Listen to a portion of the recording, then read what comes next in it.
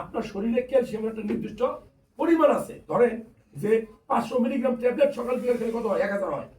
একটা মানুষের শরীরে 1000 থেকে 1200 মিলিগ্রাম ক্যালসিয়াম দরকার এভারেজ।